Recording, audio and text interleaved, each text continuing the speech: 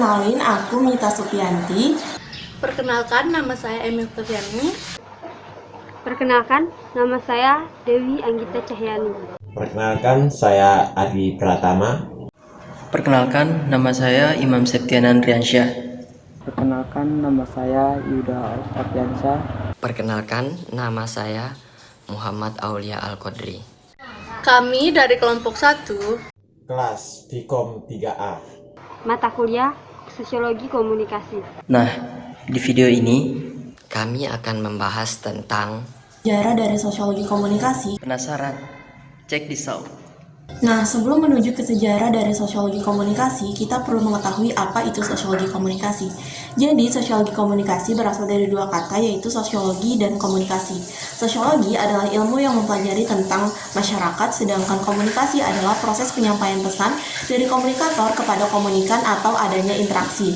Jika disatukan, sosiologi komunikasi adalah ilmu yang mempelajari tentang bagaimana interaksi antara individu dengan individu, individu dengan kelompok, dan kelompok dengan kelompok dalam masyarakat saling mempengaruhi sehingga timbul tindakan-tindakan sosial. Sederhananya, sosiologi komunikasi dikatakan sebagai ilmu yang mempelajari tentang bagaimana sih di dalam masyarakat bisa adanya interaksi sampai saling mempengaruhi dan timbulnya tindakan-tindakan sosial. Nah, sekarang kita sudah tahu kan apa itu definisi dari sosiologi komunikasi. Selanjutnya kita akan membahas tentang sejarah sosiologi komunikasi. Bicara tentang sosiologi, Auguste Comte dikenal sebagai Bapak Sosiologi Dunia. Comte merupakan seorang filsuf asal Prancis yang juga membawa sumbangsi pemikiran dalam sosiologi komunikasi. Istilah sosiologi terlahir pada awal abad 19 saat revolusi Prancis yang terjadi yang membawa dunia pada pencerahan atau Renaissance era. Tapi ternyata gambaran dan istilah dari sosiologi telah ada sejak abad ke-14. Pada abad ke-14, pemikiran atau konsep dasar sosiologi muncul dari pemikiran seorang ilmuwan, sejahrawan, dan filsuf muslim yaitu Ibnu Khaldun. Ibnu Khaldun ini memiliki banyak karya, diantaranya Muqaddimah, yang oleh bangsa Eropa dikenal dengan Prolegomena. Ilmuwan-ilmuwan Eropa baru mengetahui karya Ibnu Khaldun pada abad ke-19. Orang-orang Eropa ini terkesan dengan pemikiran Ibnu Khaldun tentang sosiologi yang mendahului zamannya, khususnya dalam Muqaddimah. Nah, kajian bagaimana komunikasi bisa masuk dalam sosiologi.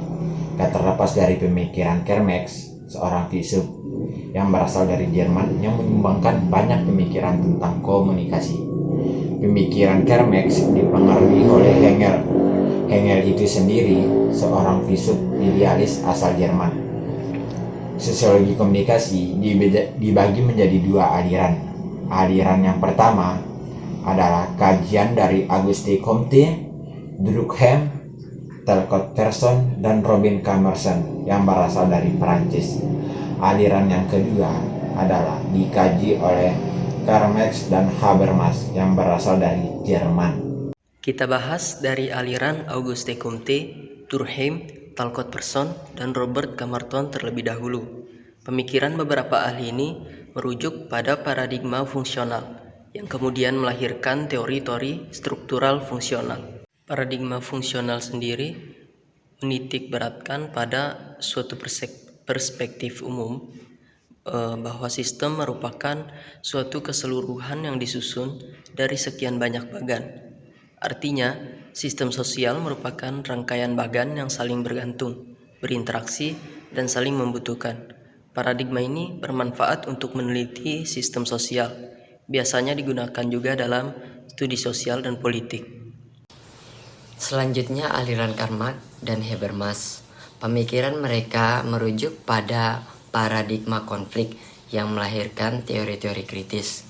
Paradigma konflik menitik beratkan pada pandangan bahwa konflik bukanlah suatu hal yang negatif, melainkan memiliki makna nilai positif bagi perbaikan struktur dan sosial.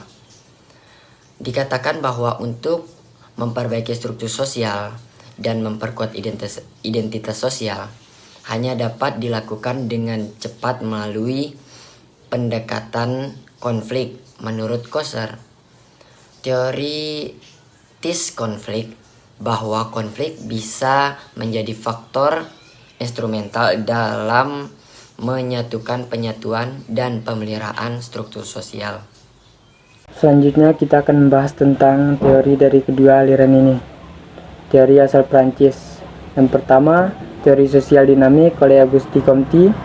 Yang kedua, teori fakta sosial oleh Emile Durkheim. Yang ketiga, teori skema agil, adaptasi, Gauss, integrasi, latensi, Delcourt. Yang keempat, teori analisis fungsional Robert Camerton. Teori asal Jerman, teori interaksi sosial atau kelas sosial oleh Karl Marx. Yang kedua, teori komunikasi oleh Jürgen Habermas.